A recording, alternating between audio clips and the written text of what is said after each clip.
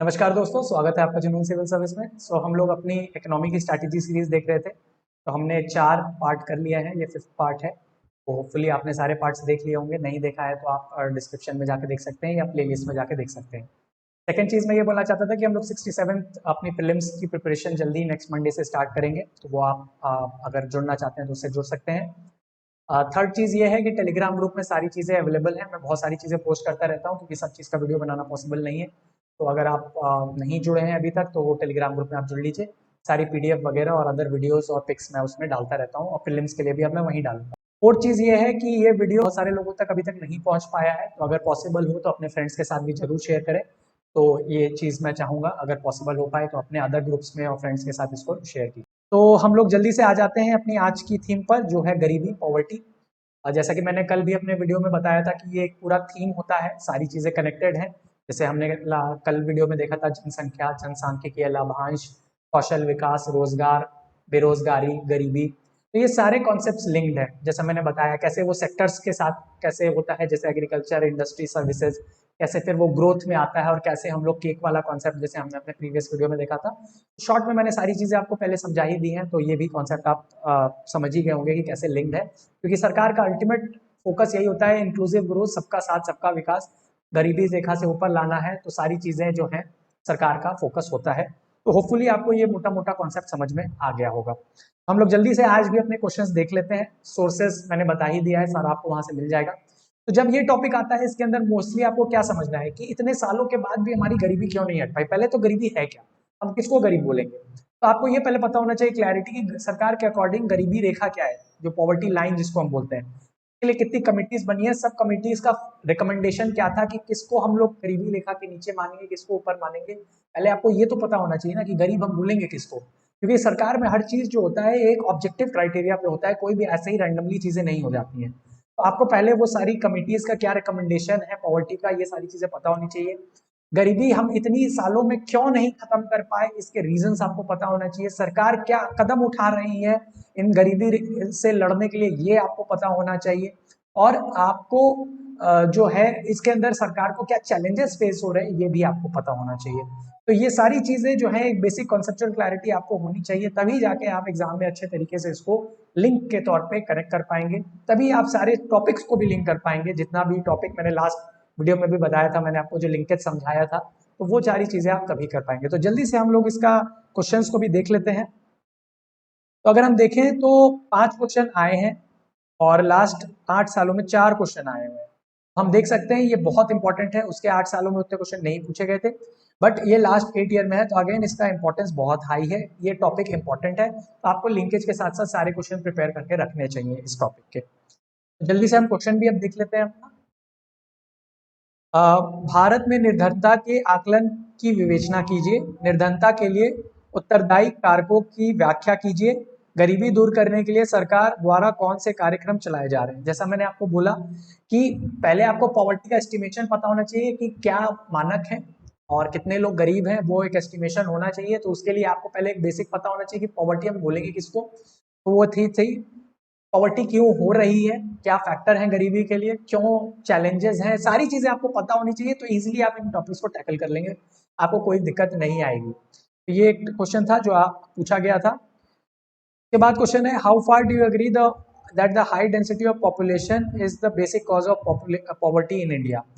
तो ये क्वेश्चन है कि हाई डेंसिटी ऑफ पॉपुलेशन जो है, जैसे मैंने बोला था, जैसे जैसे जनसंख्या बढ़ती है तो गरीबी धीरे धीरे बढ़ने लगती है, क्योंकि उतने ज्यादा एम्प्लॉयमेंट नहीं बढ़ा पाता, क्योंकि सेक्टर उतनी जल्दी ग्रो नहीं करता, तो कैचअप नहीं हो पाती। और दूसरी चैलेंज ये है कि हमारे मेजोरिटी जनसंख्या के पास अच्छा कौशल नहीं है, स्किल नहीं है, तो वो एम्प्लॉयबिलिटी फैक्टर नहीं आता, उनको कोई नौकरियां देता ही नहीं है। तो उस कारण से भी धीरे धीरे लोग गरीबी की रेखा में नीचे चले जाते हैं। तो यही है बेसिक कॉन्सेप्ट। अगर आपके क्लियर हो पॉपुलेशन के, पॉवर्टी के, स्किल डेवलपमेंट के, बेरोजगारी के, ये सारे कॉन्सेप्ट अगर आप लिंक करके चलेंगे, सारे सेक्टर्स आपको क्लियर हैं, इजीली आप टैकल कर सकते हैं, कोई प्रॉब्लम नहीं आनी चाहिए। Poverty is a matter of deprivation from basic needs if of human life. Explain it and suggest measures to reduce it. तो वही क्वेश्चन है कि कैसे हम उसको समाधान कर सकते हैं। और ये बोला गया है कि ये डिप्रीवेशन करता है बेसिक नीड्स का। Basic needs again health, education, घर, फाइनेंशियल इंक्लूजन, बेसिक चीजें जो होती हैं, रोटी कपड़ा मकान जिसको हम बोलते हैं, उससे पॉवर्टी जो है एक इंसान को डिप्राइव करता है, हटाता है, तो इसको हम लोग कैसे सही कर सकते हैं, तो सरकार के क्या क्या स्टेप्स हैं, क्या चैलेंजेस हैं, अगेन ये सारी चीजें मैं आपको पहले ही बता चुका हूँ, आप इन चीजों को जरूर देखिए। प्राकृतिक आपदाएं बिहार में गरीबी का मुख्य कारण है, क्या आप इस कथन से सहमत हैं? अपनी विचार को कमेंट करें। अब जैसे हम देखते हैं कि फ्लड और ड्रॉट एक हमारे बिहार में एक रेकरेंट फीचर है, तो ये भी एक बहुत बड़ा रीजन है जिसके वजह से हमारा जो है डेवलपमेंट और गरीबी का कारण बनता है। तो ये बिल्कुल है, आपको इसके ऊपर कमेंट करना है, सारा अपना जो है अपने आर्ग्यूमेंट्स को लॉजिकली आर्ग्यू करना है। तो आप अगेन इन क्वेश्चंस को प्रिपेयर करके रखें, ये बहुत स्टैंडर्ड क्वेश्चन है, ये अगेन आ सकते हैं एग्जाम्स के अंदर, बहुत रिलेवेंट क्वेश्चंस हैं, इनको आप जरूर प्रिपेयर करके रखिए। तो ये मेरा एक सजेशन होगा आपको। What do you mean by concept of poverty? गरीबी की अवधारणा से आप क्या समझते हैं? Explain the incidence of poverty and the various poverty alleviation programs introduced in India. Again वही क्वेश्चन है जो मैं सारी चीजें बोल चुका हूँ, पॉवर्टी क्या है, कैसे नहीं है, ये सारी वही टॉपिक के क्वेश्चन है, आप इसको पढ़ सकते हैं। अब हम लोग, ये हमारा गरीबी का सेक्शन था, अब हम लोग जल्दी से अपने एक मिसलेनियस टॉपिक्स को देख लेते हैं कि जो क्वेश्चन आए हुए हैं। जो 2 क्वेश्चन है जो मिसलेनियस में मैंने डाला है, ये अपने आप में थीम हो सकते हैं क्योंकि यूपीएससी में इनसे रेगुलर क्वेश्चन आते हैं, बट बीपीएससी में नहीं आए हैं, इसलिए मैंने इनको सिर्फ मिसलेनियस में डाला है। बट आप इन टॉपिक्स को भी अच्छे से प्रिपेयर करके रखिए क्योंकि ये बिल्कुल एग्जाम में इनसे रिलेटेड क्वेश्चन इन टॉपिक्स पे आ सकते हैं, ये इंपॉर्टेंट, तो ये आप इनको जरूर प्रिपेयर करके रखिए। तो पहला है टैक्सेशन, जो कर जो बोलते हैं बेसिकली, ये क्वेश्चन आया था 60 to 62 में। What do you mean by public goods subsidy, merit goods subsidy and non merit goods subsidy in India? Explain the recent trends and problems of food fertiliser and petroleum subsidy in the country. तो different types की जो subsidies होती हैं और goods और public good है, उनके बारे में आपको डिस्कस करना था। तो अगेन ये स्टैंडर्ड चीजें हैं जो आई थिंक जो भी सीरियस कैंडिडेट अगर पढ़ रहा होगा उनको सारी चीजें ये पता होनी चाहिए कायदे से, तो इसके अंदर कुछ ज्यादा समझाने का नहीं है। सिर्फ एक ही क्वेश्चन आया है टैक्सेशन के ऊपर, बट ये अगेन इंपॉर्टेंट पिलर है क्योंकि यूपीएससी के अंदर भी और अदर स्टेट सर्विसेज में भी इससे हर साल ऑलमोस्ट एक क्वेश्चन आता है। तो आप इस पिलर को भी अच्छे से कॉन्सेप्चुअल क्लैरिटी के थ्रू प्रिपेयर करके रखिए और आपको इसमें कोई दिक्कत नहीं आनी चाहिए।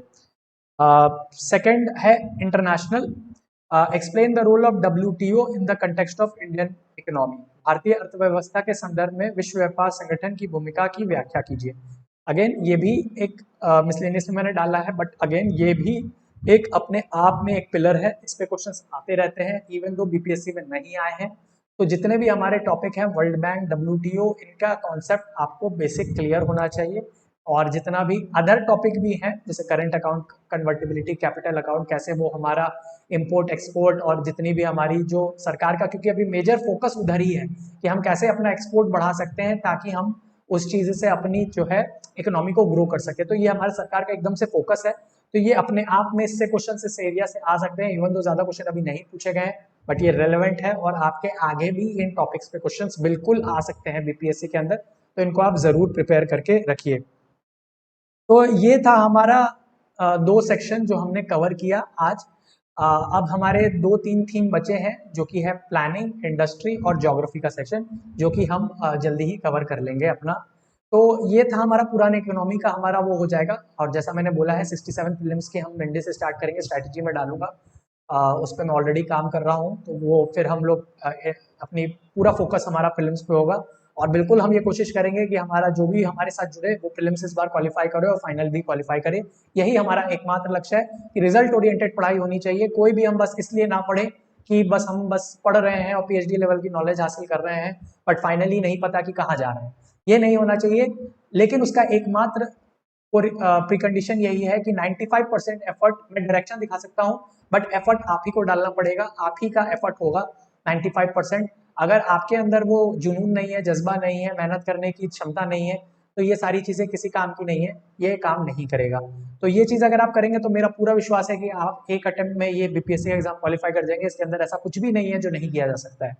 तो ये मेरा एक आज का वीडियो का एक कंक्लूजन था। तो हम लोग बस, मेरा एक और एक रिक्वेस्ट है, अगर आप ज़्यादा से ज़्यादा लोगों तक इन वीडियोस को पहुंचा सकें तो काफ़ी सही रहेगा, आप बाकी लोगों को भी इसके बारे में पता होना चाहिए। तो अपने फ्रेंड्स में और अदर ग्रुप्स के अंदर भी अगर पॉसिबल हो तो इन वीडियोस को ज़रूर शेयर कीजिए। तो हम लोग कल अपने नए वीडियो के साथ मिलते हैं। Thank you.